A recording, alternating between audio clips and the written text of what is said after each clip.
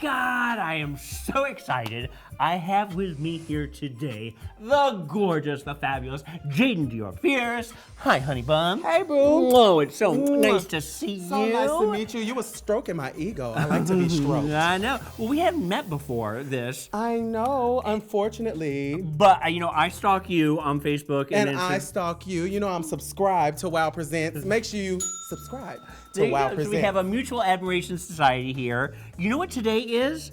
It is National Coming Out Day. Happy National Coming Out Day! Oh my God. Well, first of all, you came out on the show. Yes, I came out on the show. On Drag Race. On RuPaul's Drag Race. On RuPaul's Drag Race. Season 7. Let's go back a little bit though. Where did you grow up? I grew up in Nashville, Tennessee. I'm the youngest of 4, and I have 3 older brothers. And I grew up mainly with my mom. She was the head of the household. Did you grow up in a neighborhood that was it sort of a rough neighborhood? Was it just something that it was not cool to be gay in your neighborhood? Yeah, honey, see, I lived in the hood. Now, see, I was the next door to the projects. I wasn't in the projects. I was next door to the projects. So, yeah, I grew up in the hood, so it was very rough. I mean, we were like poor. How did you get to drag from there? My graduation night of high school, my friend took me to the club. So was this your first gay bar too? Yeah, this is my first gay bar, first full experience.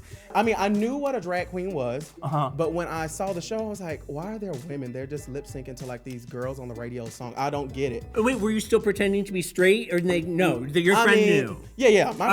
My friends knew my T. Oh, okay. They knew my PQ, my R, S, T, U, V. But as I began watching drag shows, I began to like really enjoy it. I'm like, oh my gosh, like that's actually kind of cool. There's an art to it. You're seeing that. Yeah. So I began to get into it, and then they had an open stage night, and then they had like a cast audition. And when I did that, that's how I began to be a drag queen. Okay, first of all, because your first time in drag is always a little busted, a little. Tell us what you wore. Oh, a little busted. What was the look? Well, I'm telling you, when I first got in drag, I thought I was Beyonce, but I looked like Beyonce. During this time, did your family know that you were doing drag? And did they didn't suspect that you were gay? Well, I'm pretty sure they knew, or they figured I was gay. Right. Because, I mean, how they found out originally how I did drag was I used to host karaoke. And I was hosting karaoke in drag, and it was a Sunday night, and my brother's ex-girlfriend decided to come to the club. Well, I was on the mic hosting, and she just tapped me on the shoulder, and she was like, oh, hey. And I was like, and the first thing that came out of my mouth was, don't tell my brother. So when you were on the show, now did you have any plans to come out? Was it something that you wanted to do? Well, one of the producers had asked me about my family and me coming out, and she asked me to talk about it.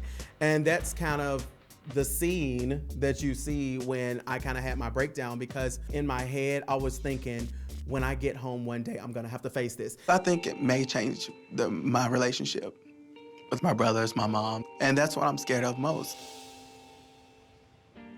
And that's the reason why I kind of just stay to myself. In the end, I just want to be accepted for who I am. And I want people to know that gay is okay. I had totally forgot which episode it was gonna be on, so I was literally cringing every episode. Every episode, you were thinking this is gonna be the one. Yes, I was like, I think this is the one I could. And I told all my besties, I was just like, oh my God, this is like, I have a coming out moment on the show, and I was like, this is gonna be the episode, maybe, and I'm like, okay, so it's not this week, and then next week. Wait a minute, because you have there's 6 or 7 months between the taping and when it comes out. Were you in terror the entire time? Yes, absolutely. Yeah, that was the hardest part, knowing that one day it's coming, and it's not coming fast enough. And I feel just awful. So when the episode finally aired, I was riding in the car with my best friend Deontay, and next thing you know, my phone rings and it says Mama Cell, and I was like, oh my God, and I was like, Deontay, girl, I think she's about to call me. So I answer. And I love my mom, because my mom is the most hilarious person you can meet. But when I answered, she was like, young man, we have some stuff to talk about. I was like, oh Oh Lord, I was like, oh, please don't disown me. But I mean, her demeanor was not that at all. It wasn't threatening. It wasn't threatening. It was a little jovial. Yeah, it was. Yeah, it was almost like she was kind of trying to joke with me, but she was still kind of serious at the same time. And she said something along the lines of, "Why did you make it seem like that I wouldn't love you or something like that?" And I was just like, well, can we talk about this like later, like one-on-one? Yeah. So I sat down with her, and she was like, "Well, the first thing I want to tell you is that I love you, and God loves you too. And the next thing is you're not going to hell." Oh. That's what she said. And now that I have a boyfriend, it's been absolutely amazing. Like in the past, like when I was talking or to someone, or I was flirting, or I was dating someone, every time they would come around my family, I'll be like, "Oh yeah, this is my buddy from school.